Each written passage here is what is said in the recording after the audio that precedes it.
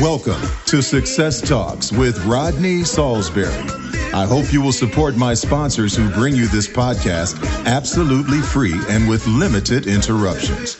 I really appreciate you taking the time to listen. I'll get started in just a second. The reviews are in. The book from voiceover superstar and coach Rodney Saulsberry is another runaway hit. Readers from all over the world are raving about tongue twisters and vocal warm-ups. You can find this and his other titles at the top of the voiceover bestsellers list on Amazon. Spike Lee, producer, director, writer, and actor. Spike Lee creates provocative films that explore race relations, political issues, and urban crime and violence. His films include She's Gotta Have It, Do the Right Thing, and BlacKkKlansman. Are you looking for expert advice on advancing your voiceover career? Are you just getting started in the business? Join the Consultants Club and receive monthly coaching on how to read scripts, interpret copy, and get work in the fastest growing business in the world. When you join the Consultants Club, go to RodneySaulsberry.com and sign up. Spike Lee was making amateur films by the age of 20, and he actually won a Student Academy Award for his graduate thesis film.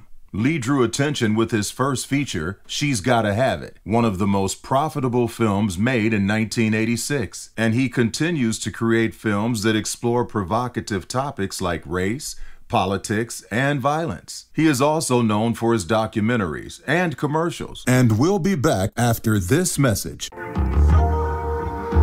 come give me something. You Can Bank on Your Voice, second edition. Get your copy at Amazon.com. Get the audiobook on Audible.com. You Can Bank on Your Voice, second edition. Get your copy today. Spike Lee was born Shelton Jackson Lee on March 20th, 1957 in Atlanta, Georgia, and his family soon moved to Brooklyn, New York.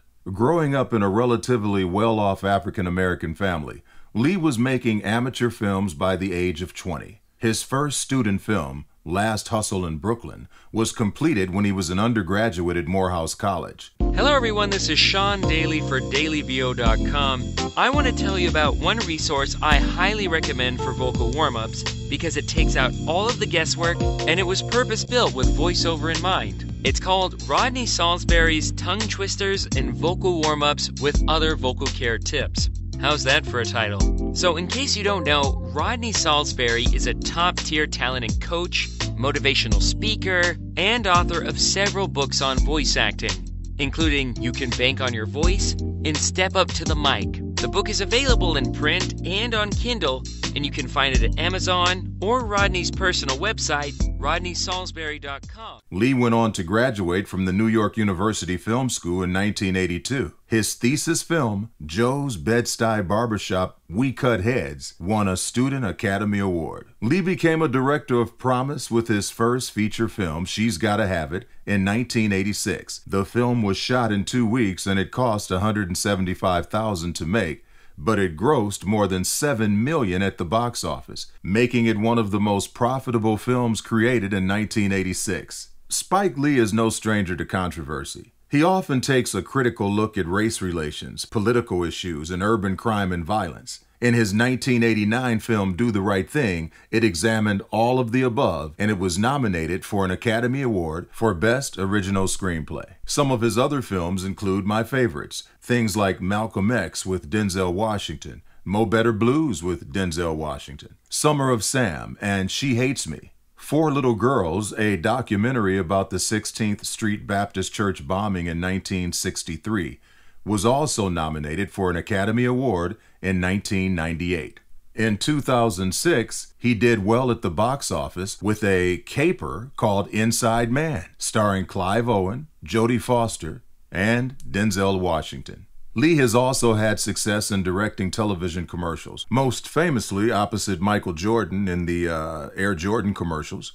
Other commercial clients include Converse, Taco Bell, and Ben & Jerry's. And more recently, you have to love the stuff he's doing with Capital One with Charles Barkley, Sam Jackson, I've seen Larry Bird, and even Magic Johnson.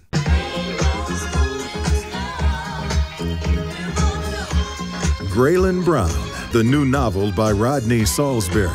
It's the heartwarming story about a family in Detroit. The Motown sound was alive and well. The Philly soul sound was alive and well. And the big three automakers were making wonderful cars every day. Graylin Brown, the novel. Get your copy at Amazon.com or wherever books are sold. His production company, 40 Acres and a Mule Filmworks, is located in his childhood neighborhood of Fort Greene in Brooklyn. In 2018, Lee again dove into the topic of race relations with BlacKkKlansman, the story of an African-American detective's success at infiltrating the KKK in the 1970s. This movie, released one day before the one-year anniversary of the white nationalist rally in Charlottesville, Virginia, it closes with footage from Charlottesville. That was one of the things we wanted to do, connect the past to the present, Lee said.